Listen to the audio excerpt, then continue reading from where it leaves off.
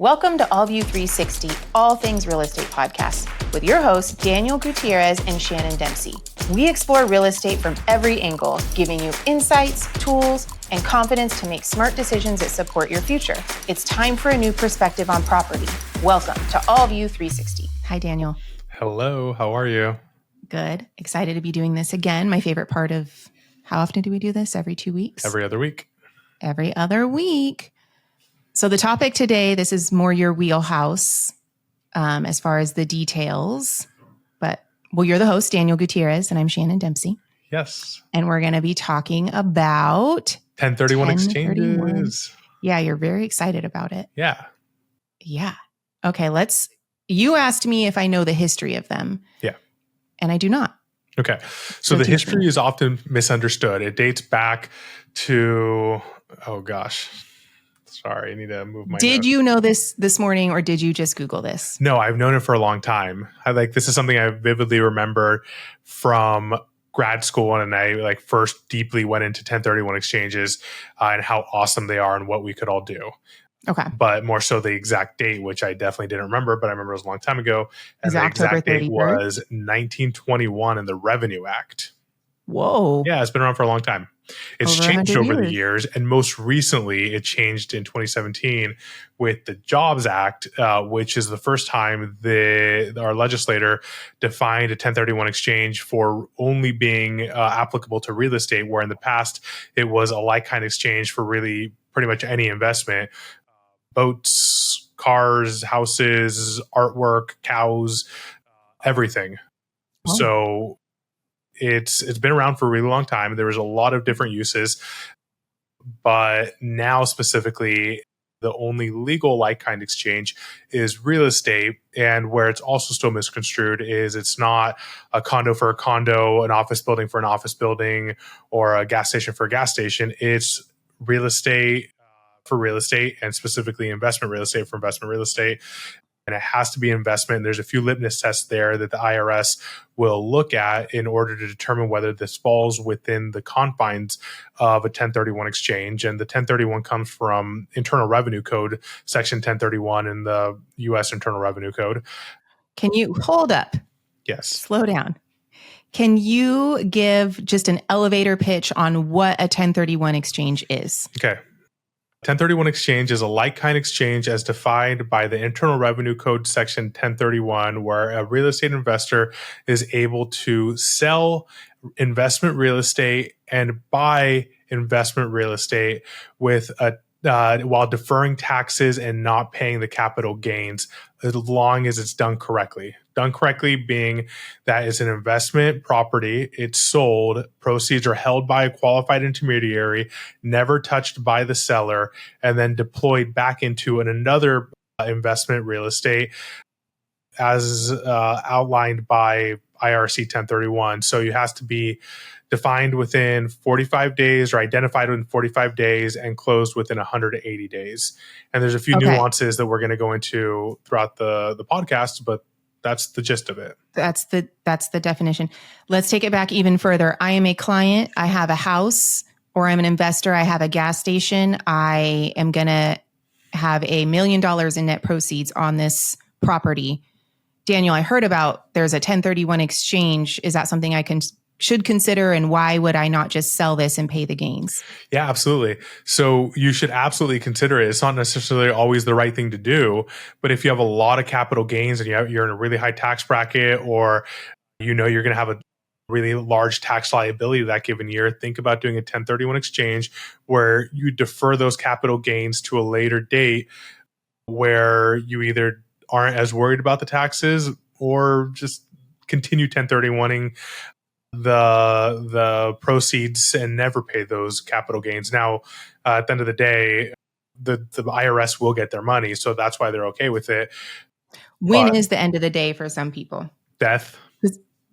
So if I 1031, if I sell a property, I 1031 the proceeds into a like investment and continue to do that over the next 4 decades, and then I die, and I did it 20 times. Mm-hmm.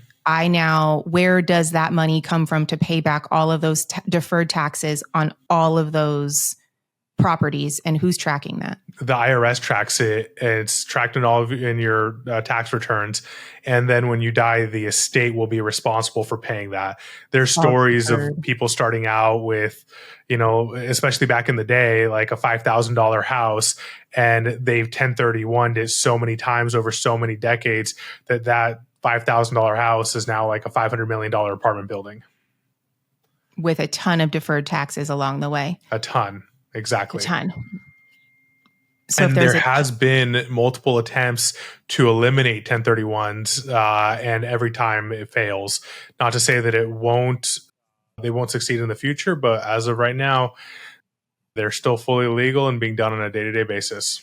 Can we, since we're speaking on capital gains a lot, just to be clear, it's $250,000 if you're an individual, $500,000 if you're married or have a second person involved and you're not paying gains on that. It's anything beyond that. No. No. Tell me. Well, I shouldn't say no, but more than likely not, because you're talking about your primary residence. That's where that exclusion falls in. Oh, if you're with primary the 1031, resident. You're talking about an investment. So you can buy a home, live in it for 2-3 years, turn it into an investment for a year, and then 1031 it. And that would kind of fall within the bucket of all of it. You would still have that $500,000 potential exclusion if married filing jointly, which is a huge benefit.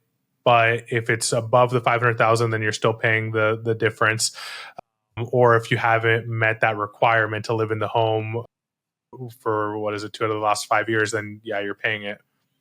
So then in that case, just to clear that up. So that number, those two numbers were set in 1997, have not changed. Correct. Do you They're see talking those about it increasing? Yes. Do you think that will? I think there needs to be an adjustment to it. Yeah. In when general. you look at the average price of a home in the United States, you're close to I think it's the low 400,000s. So it's not even just the outliers on the coast anymore that are really getting disadvantaged by that number, but even middle America is now coming close to that $500,000 average purchase price. So yes, I think over time it will be increased. Okay. So let's keep going. Sorry. I just wanted to make sure we cleared that up. Okay. So how does it work? Yeah. So you want to sell a property, you want to sell an investment property. You decide to sell, you hire an awesome real estate agent, awesome broker, and ideally, so you're selling what's called your down leg, your initial property. Ideally, you would want to find what's called your up leg first or your buy property first in order to not put yourself in a time crunch after you sell. Once you sell the property, escrow closes, the money is going to be transferred to a qualified intermediary. We'll talk about that in more detail later. But then you have 45 days to identify the property you're going to buy, and then 180 days to close on it in order to be within the rules of the law. So your qualified intermediary is going to hold the proceeds from escrow. They're going to file the necessary paperwork for the identification and closing, and then they will send the proceeds out to escrow for the closing of your up leg or your purchase. So when I close escrow on the property, we close escrow. That starts day one of the 45 days to identify what property we plan to exchange into. That is correct. And then from day 45 there, that then starts 180 days to get that property closed. No. Or that starts with day one on the 45 as well. Correct. Yes. Okay.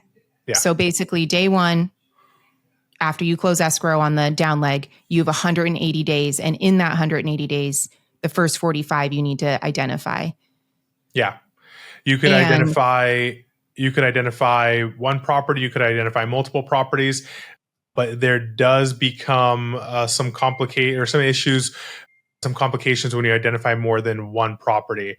But when you identify, you literally send the property to your qualified intermediary and they will file the necessary paperwork within those 45 days for that identification. If you don't make it within those 45 days, your 1031 is gone. You're no longer eligible for it.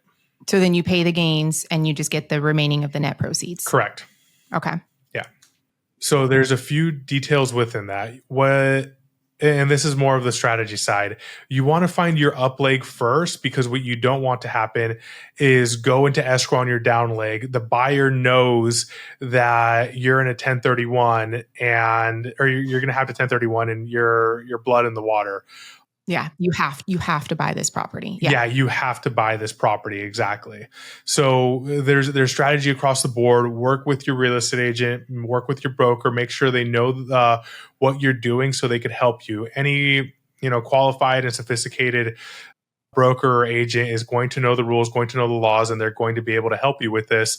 Otherwise, if you're on the other side of a deal with a buyer, seller, or an agent who is sophisticated, who does know that, they could very much use it against you if you're not ready. And as far as why would you identify multiple properties? Because you're not sure which one you're actually going to want to close on. Okay. So say I sell my gas station.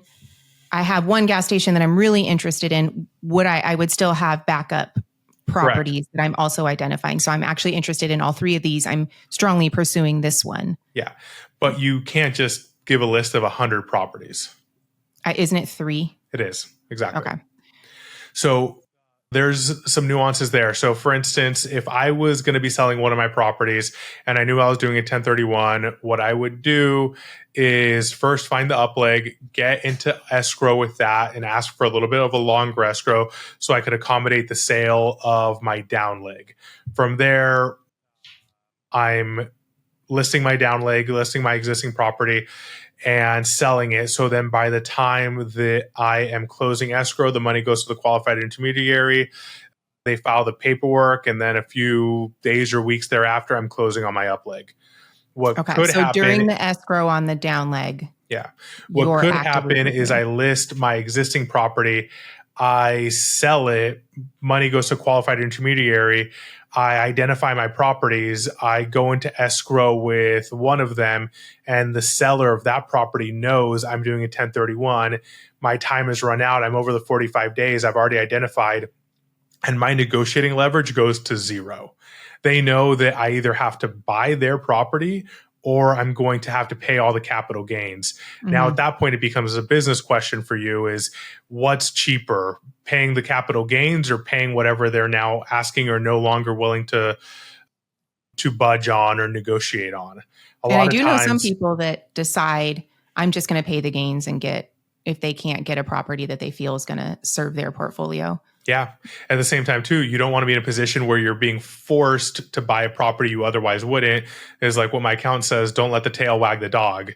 Mm-hmm. Don't make bad decisions to save on taxes while ruining my overall financial situation. Because now those deferred, not tax-free numbers, the deferred numbers are now going to sit in the next property. Correct. And that is a very good designation or distinction, I should say.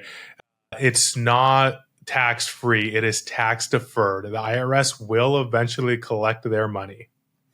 So I was telling you about a scenario recently, or it was a client that had sold a single family home investment, 1031'd it, we put it into another single family home investment rental property. Yeah.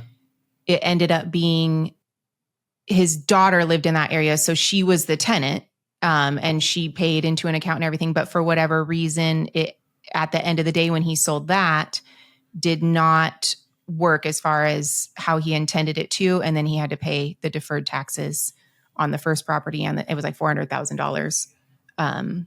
Just, it didn't work. You got to follow the exact steps of how to do it and make sure you stay within the parameters and do it all correctly. Yeah. So some of the nuances of what we were talking about as far as identification, just so I don't get this wrong, I'm going to read it. So the 3 property rule, you can identify up to 3 properties regardless of the value and purchase any or all of them. The 200% rule, you can identify any number of properties as long as their combined fair market value does not exceed 200% of the value of the property you sold. And then the last one is the 95% rule. You can identify more than 3 properties or exceed 200%, but you must acquire at least 95% of the total value of the properties you identified. And then another little plug for us, we have a really great blog on our website that breaks down every detail of this and shows you best practices on how to do it.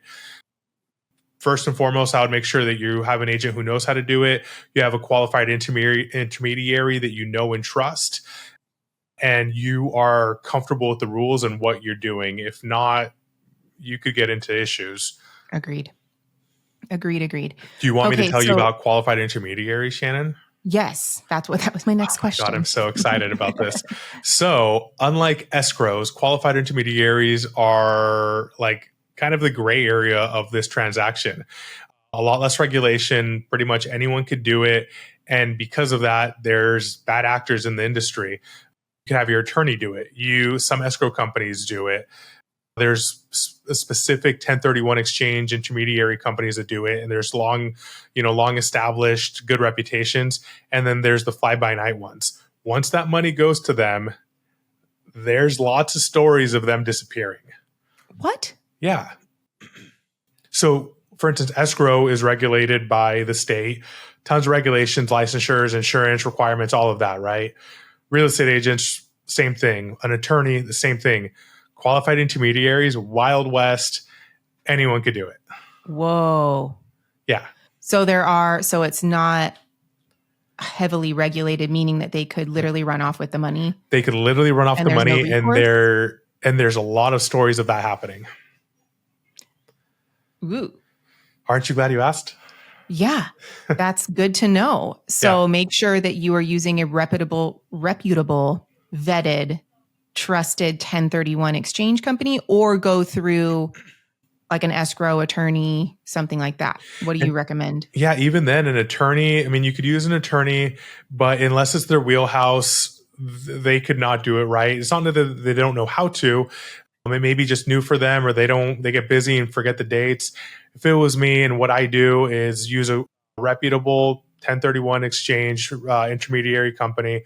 There's quite a few out there, a few really long established ones that do a great job. They're easy to work with. The agents are great.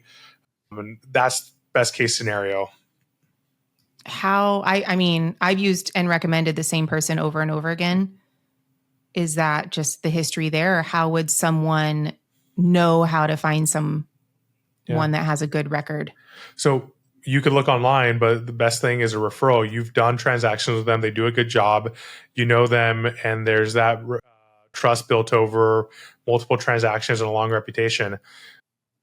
Looking at their website, their reviews, or even asking your attorney, they're probably going to have good recommendations as well. Okay. But making sure they're reputable, they're established, they're not a brand new company. Okay. I want to talk about like what the huge advantages are and the success stories there, and then also what the risk and pitfalls are, and where this can go wrong if this is your plan and you don't execute it properly, what that looks like. Let's do it. But let's talk about the positive stuff first. Okay. So what are the advantages? Why would someone do this? How has it worked? Yeah. When have you seen it work well? And I've seen it work well a lot. And why people do it is because you get to defer the capital gains on the sale of the property. Let's say, even going back to one of the examples you and I discussed in one of our last podcasts, the first home you helped me buy in Huntington Beach, it's more than doubled in value at this point, which is going to be a fairly large capital gain. And then you have depreciation recapture. You have a lot of other things there. So instead of paying that massive capital gain, I could take that investment, sell it, 1031 into another investment, and not have to pay those taxes on it. Also, too, I'm now going to be able to invest into likely a larger asset, a higher cash flowing asset, and ideally a better performing asset, without even needing to potentially put any more money down, because I have all of the gains from that original home that I'm selling, where I could sell, a townhome by the beach in Huntington and turn it into, a large office building in Newport or Irvine. And is that your plan? Ideally, probably. Well, sounds like a great one. Yeah, one of them. And not have to put any more money in or pay taxes on it. And now you're going to have a larger property, more appreciation over time, higher cash flow. More cash flow, yeah. And no taxes at that moment. And there's another strategy too, where you could do that. And if you need the cash, but don't want to pay the capital gains or some nuances in between, you could do a 1031 exchange into that higher value property and then do a cash out refi and pull equity out of the deal, but you still are well within the laws of the 1031. So I could sell, let's say, that same Huntington property, go 1031 into whatever, an apartment building. And then I say, hey, I'd much rather have the cash in my pocket than just having all that equity in that next purchase. Then you could take a line of credit on that property, or you take a cash out refi, and you still haven't paid the capital gains. You still have the taxes, or you still have the cash in your pocket, and you just have a little bit more debt on that next purchase. Okay. That's a good strategy there. Yeah. What are the risks and pitfalls? Like, what would be a scenario where this fails? Or, yeah, I mean, we kind of touched on it a little bit. Like, if you don't identify a property, or if you don't do it correctly, it could hit you later on down the road. But in general, what are the major risks to consider? I mean, you pick the wrong intermediary and they steal all your money. Yeah. Put yourself in a bad position with your up leg and are forced to buy something you otherwise wouldn't because your potential capital gains is just too large for you to stomach. You try getting very creative with what you're buying and selling, and the IRS comes back and says, not only did you not abide by the rules, but we found you to be committing fraud by trying to do it this way. And then that's not just them coming back and saying, well, now you owe all the penalty or all the taxes. That's them coming back and saying you owe all the taxes plus all the penalties and fines. I think those are the biggest ones that come to mind. I think the market and what the market's doing during the time that someone would want to do this is a big risk as well. Like, if it's an incredibly low inventory time, or if there's not options, then that's when you're going to run your timeline out and end up not securing a property that you like, or being forced into one, like we talked about, that's not a good choice, and you felt forced and had to do it. Yeah. But you could buy across the entire country. So there's a lot of opportunities to get out of one specific market into another. What markets do you see the capital gains conversation happen more? Well, high appreciation markets, primarily the coasts. So the coasts are generally going to be higher appreciation, and then Middle America is going to be more so the higher returns, not necessarily higher cash flow, because the rents are going to be lower, the numbers are going to be lower relative to coastal properties or Class A markets, but the higher end markets, the coast where you have those massive appreciations, like California is averaging 10% appreciation year over year for the last 20 years almost. So that's where you're going to see these be a lot more advantageous, but people use it everywhere. It's advantageous regardless. If you could defer your taxes, defer them. Yeah. What about, so when you were talking about the 3 rules, the 200%, the 95%, my question during that was, so say I have a property, it's worth $3 million. I sell it, I have $3 million. Can I then go and buy 3 $1 million homes? Yeah. Or 3 $2 million homes? Yeah. And turn my one investment into 3? Absolutely. Could I buy 2 $2 million homes and a gas station? Yep. Literally. So it's more about, here's the money, you have a certain way to disperse it, and you just can't do it into a primary residence. Correct. So you could do all of that. You buy it, you do the 1031, and they have to remain rentals or investment properties. If you move for a into your certain gas period station, of time. Say again? For a certain period of time. What if I sell a rental property, I buy my forever house, I'm not going to live in it for the next 20 years. What happens when I move in and make that house my primary residence? Yeah. Then your accountant should send the IRS a nice letter saying, hey, this is no longer an investment. This is actually now a primary residence. And the IRS is going to send you a nice letter back saying you owe us a ton of money. Oh. Because now at that point, it's no longer within the confines of a 1031. and you're no longer able to defer that capital gain, and it all becomes due. How do they calculate? Obviously, it's whatever gains were deferred from the property I sold to purchase that one, but then are there gains at that point evaluated for that current property? Depending what state you're in, is how it would be assessed. But yeah, they're gonna want to assess it, determine the value, and then figure out the capital gains, and all of that is recorded on an annual basis on your tax return.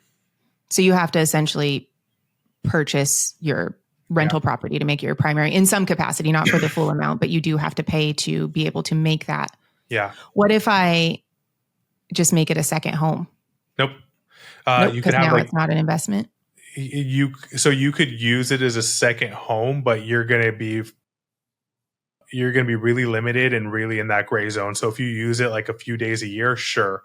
If you're there 6 months a year, no chance. And that's where you start getting into some of the really creative ideas that you especially see on like Instagram or TikTok or all those crazy people who are like, favorites. the tax fraud influencers. If you're getting that creative, it's not going to work. At the end of the day, either your estate is dealing with paying the deferred taxes, or you at some point in your life will have to pay back all of the deferred taxes. So one of the ones I see or hear is people say, hey, I'm going to do a 1031. And then from there, I'm going to buy it as an investment property. Then I'm going to lease it to myself, or I'm going to lease it to my LLC or my corporation. And I'm going to live in there, but technically it's leased to my LLC or corporation. Like, so on paper, it looks like an investment. Yeah, not happening. The IRS is smarter than that.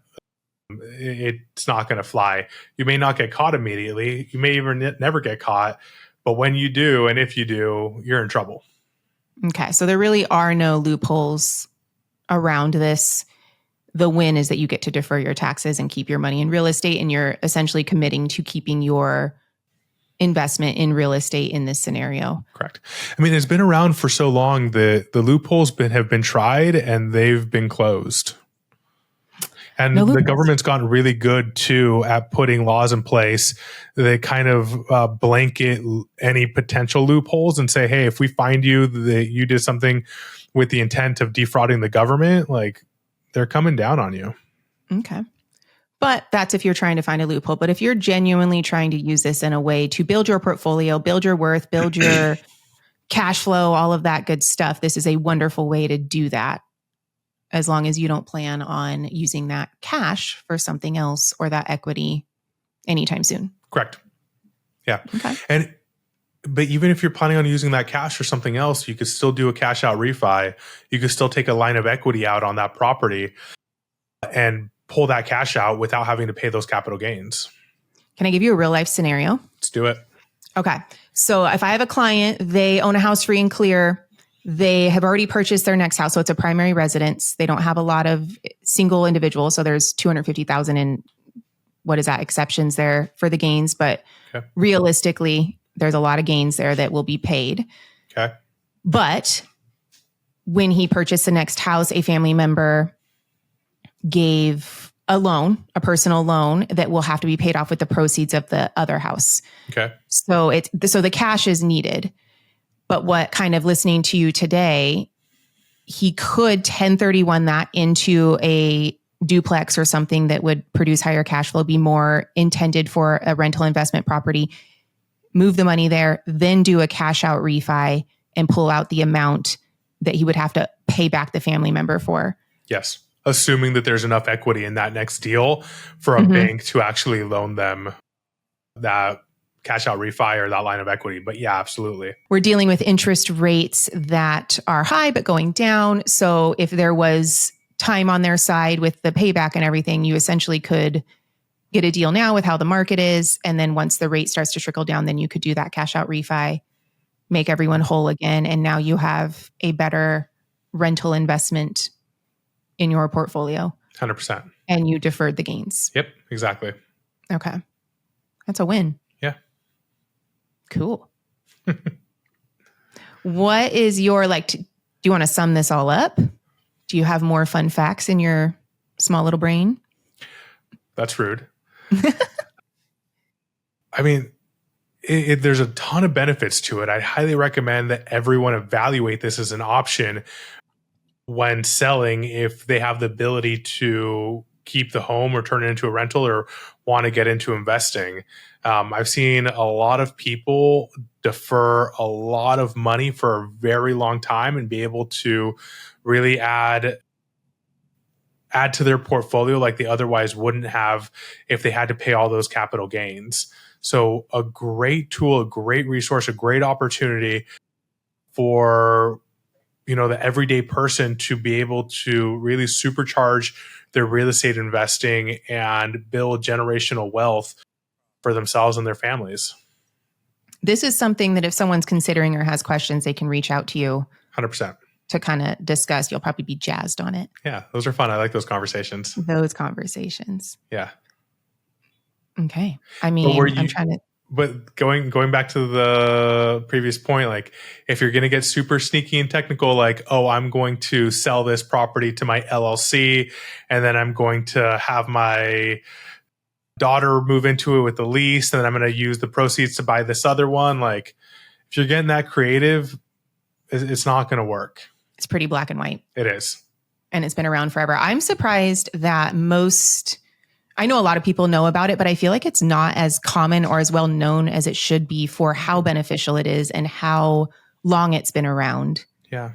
Well, the conversation I have with clients, or I guess that I hear back from clients, is like, oh, well, I've heard that's difficult or it's complicated, or they're just afraid of it and they don't. All good things are complicated. Yeah, they don't do it. Like the Augusta Rule. Are you familiar with the Augusta Rule? Do you think I'm familiar with the Augusta Rule? I do, because you have a big brain and I have confidence in you. I do not. I know nothing about it. Okay, Georgia? so the Augusta Rule is the rule. It's the PGA Tour in Augusta, Georgia, I believe it is, where and the rule is now applicable for the entire country. You could rent your home up to 8 days a year and not pay taxes on the rental proceeds for those 8 days. And that was set up. I need to look at the history of it. I don't understand. Why would you can rent your home for 8 days a year? Was this because when the PGA Tour was there, people would rent their homes out and then they would not have to pay taxes on that amount? Yeah, for like crazy amounts. Like people are renting their homes, like their little homes out in Augusta, Georgia, for their entire monthly mortgage on any given day of rental. Okay, so if you have a property in a area that has an annual event, that the properties get high rents during that particular couple weeks of the year, you can apply the Augusta Rule. Correct. Cool. So there's certain cool little laws like that you could take advantage of. 1031 is one of them. Like I have a buddy lives on the beach. It's his primary residence, but generally for like 4th of July or like the air show or things like that, he'll rent his house out for a crazy amount of money. He'll go on vacation somewhere and, it's tax free. Take that rent, go on a killer vacation, come back. And does he apply the Augusta Rule? He does. Cool. Yeah. How do I buy a house in Augusta or on the beach? I get 1031. Like the homes near Coachella, right? Like they're not the expensive homes. They're getting more and more expensive, but the nightly rent during Coachella and Stagecoach is probably enough to cover 6 months of their mortgage. I'm so happy you're a friend that never said, let's go to Coachella. Yeah, that's not me. Nah, that was not the vibe. Yeah, but like I hear the stories of like everyone's hot, dirty, the lines, the bathrooms. I'm just like, what were we doing when everyone was at Coachella? I don't know. Probably not waiting in line for a porta potty. Buying and selling real estate. Yeah. Yeah. Yikes. Yeah. Okay. Yeah. But that makes sense. The Indio houses and things like that. Mm-hmm. So that's more of a fun rule for people that already own property. Like I wouldn't intentionally seek out that, but for people that own properties in those areas. Yeah. That's awesome. Austin, if you own it during South by Southwest, things like that. Yeah, exactly. Okay. And then the legislation, as we mentioned on 1031s, there's always the potential for it to change. My personal opinion is that if it does change, I find it very hard to believe that the government would turn around and say, okay, everyone who's been doing 1031s now has to pay all the capital gains. What I think would be more than likely to happen is them to say, okay, this is being phased out over this many months or years, and then you can no longer do it. And then once you sell out of your property, you're likely to, you're going to be likely to have to pay those capital gains at that point because they're going to phase out that 1031 exclusion. I wonder what the number is of current deferred taxes through 1031 exchanges. Oh my gosh. Do you think ChatGPT knows? I think so. Who can get there first? I'm going to ask. Okay. So they have a number. They've estimated the Joint Committee of Taxation, JCT, has estimated the cost of 1031 exchanges around, what do you think the number is? And this is just from 2019 to 2023 was when this number was extracted. I don't know. I would probably put it at a few hundred billion. $51 billion. Oh, okay. In deferred taxes sitting in properties that have been 1031 exchanged. I thought it would be more than that. Okay. You said $3 billion. No, I said a few hundred billion. Oh, a few hundred billion, 51 billion. Okay. Let me ask you another question. What do you think is higher? The number deferred taxes in 1031 exchanges or the Harvard Endowment Fund? Because the Harvard Endowment Fund. Yeah. Isn't that crazy? What is that number? I think it's just such a wild number to think about, and they still charge tuition. They have $54 billion in their endowment, and like they still charge people to go to school. Wow. Another little fun fact. Yeah. And then what university do you think is number 2 highest endowment? What is it? Texas. Oh, Yeah. A&M? No, Texas. Oh, yeah, it would be Texas A&M. Yeah, Longhorns. Yeah, Texas A&M. Wow. And the majority of it is from donors from oil money. In that campus is incredible. Okay. Any other fun facts, closing statements on 1031 exchanges? No, but I want to ask you, what is your best story from a 1031 from one of your clients? I've had a few people that just have been incredibly successful with it not being as stressful as it might seem with the timelines and everything like that. We knew what we were dealing with going into it. Yeah. We kind of did what you said, where we knew in general what they wanted to purchase with the 1031 exchange, that there were options there before we committed to the sale of the property. And they did it successfully. I can think of 3 right now that they still have them. Rental properties, bigger, better, greater locations from properties. 2 of them were, they owned kind of 1-bedroom condos as first properties. They end up, getting married or moving into a different property. And then they 1031 that into a bigger investment for themselves. And they're happy with it. Yeah. I haven't really had any major fails with them. Yeah. And they seem to move along just like a normal transaction. It's just kind of this added element to the beginning and the end. Yeah, that's how it should be. Do you want me to ask you what your major success stories are with it? Only if you want to. I hope it's in the future going to be Huntington Beach into a bigger office building. Probably Long Beach into a bigger office building. Huntington Beach, I think, still has a lot more room to run. Long Beach, just the fact that it's in LA County, I would be more than happy to sell that building and get that capital out of LA County and deploy it in Orange County. We need to tell that Long Beach story in a podcast at some point. Oh, we do. With that agent. Yeah. She was great. Okay. Anything else on 1031 exchanges, or do you want me to beg people for likes and subscribes and comments? But I think that's the majority of it. I guess one thing to note too is look at the laws of the individual state where you're buying and selling, because there are nuances there where it wouldn't be applicable to the federal government or the IRS's capital gains, but you still may have to pay some kind of tax in your state. So look at that. Okay. Basically get advised by someone that knows what they're doing or can ask the right questions, at least knows what questions that need to be asked, what marks need to be hit to make sure it's done successfully. Yeah. And if you're questioning why you need a qualified intermediary and you think it's a waste of time or money, if you touch that money at any point, if the seller in any way takes hold of that money, controls that money, gets that money into their bank account, the 1031 is over. There is no going forward. It's null and void. It's done. So you need a qualified intermediary. Don't even think about not using one. It will null and void any 1031 plans you had going forward. Be cautious. Be cautious. Be cautious. Okay. Well, I'm excited for the next topic.